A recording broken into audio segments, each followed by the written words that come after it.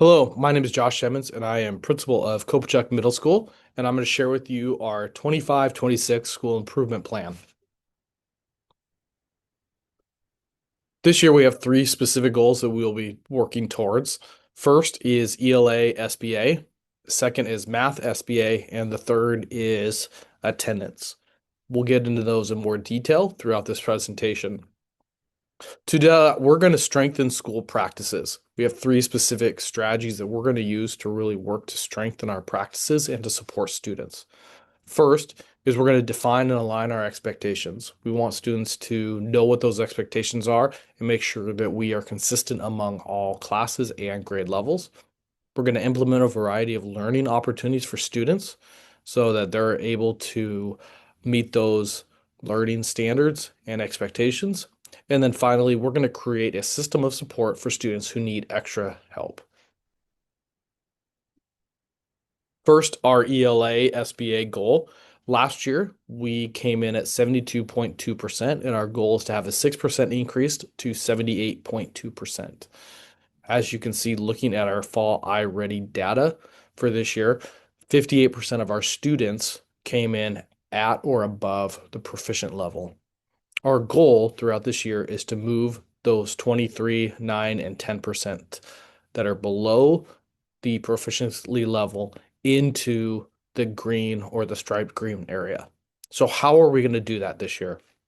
First thing we're going to do in ELA is we have been given a new ELA curriculum, which is called Amplify, and we're going to make sure that we are implementing that with fidelity and with consistency across grade levels so that all students are getting the same instruction and the same learning opportunity throughout the school day.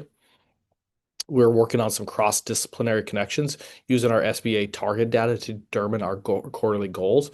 This was a task that we took on at the beginning of the school year before school started during our professional learning days, is to be able to look at where students were strong, where students could use extra support, and then really target those areas of support for all students. We're also having a building-wide focus on CERs, which is claim, evidence, and reasoning, making sure that we are using the same terminology, the same strategies, whether it be in ELA, social studies, or science. We'll also have this year a focus on vocabulary across all content, making sure that we're using consistent language, whether they be in language arts, whether they be in social studies, math, science, health, or any other content class that they are in. This year, we've also started a reading foundations class for our struggling student. This is a class that students that are below grade level get to get extra help. It's a second reading class on top of their language arts class for a semester where they are able to work through skills that specifically is targeted towards them.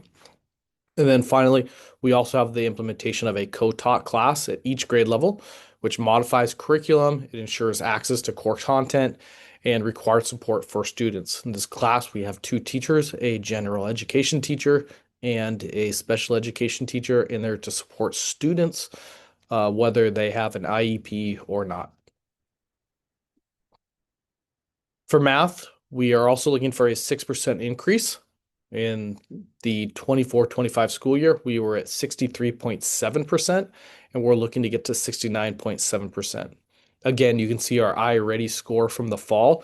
We had 48% of our students who were at or above the proficient level, and we're really going to be working on moving those kids that are below proficient into that proficient and above level during this school year.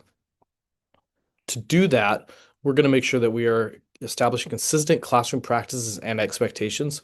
Again, so students in math are getting the same instruction, having the same expectations, and the practices across the board are the same, no matter which teacher or which math you have. We're using the illustrative math curricular materials this year in all of our math classes. We are also, though, engaged in adoption of a new math curriculum with the selecting of curriculum which supports all learners with targeted intervention. So making sure that whatever new curriculum we are looking at getting for the upcoming school year, it has a component that helps and targets specific interventions for specific kids. We've also started a math foundations class for struggling students in each grade level, in the sixth, a seventh, and an eighth grade. Foundations class. This is to help students that are struggling again below the proficiency level to try and help them get to that next level of performance. Using high quality instructional practices, we use a lot of UDL, Universal Design for Learning, to allow students to be able to demonstrate their learning, check for knowledge, give feedback throughout the school year. And then again, we also have the implementation of a co-taught class at each grade level, which modifies the curriculum to ensure access to the core content, but also provides support for students. This is again with a general education math teacher, along with a special education teacher to support all students in that class, no matter what. And then finally, our attendance goal for the year. We were at 80.4% last year, and we are looking to get to 85.4% this year. So it measures the percent of students who attended school regularly, which is defined as missing no more than 2 days of school per month, regardless of whether the absences are excused or unexcused. We want students at school at all times. We know that when students attend school, they do better in school and they increase their learning in school as well. To do that, we have established an attendance team, which includes our admin, counselors, office staff to work through the truancy process and also to support chronic absenteeism. We work to develop skills. We talk about students, we look at their data, and then we try to develop plans to support them.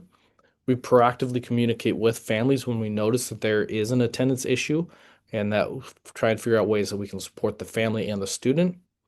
We talk about the importance of attendance information in my parent newsletter that I send out every couple weeks, talking about specific areas of attendance and to support those students. We have individual meetings with students and families when we start to see that there is becoming an issue, and that try to figure out what type of support we can provide those kids or parents to make sure we can help those students get to school. Counselors run an attendance group to help support students who we do know have, because lots of times around attendance, there's an underlying issue that we need to support them with. And then finally, like I said, we target supports to reduce those barriers to attendance, try and find out what the underlying problem is on why students don't want to attend school. That is the SIP plan for Kopachuck for the 25-26 school year.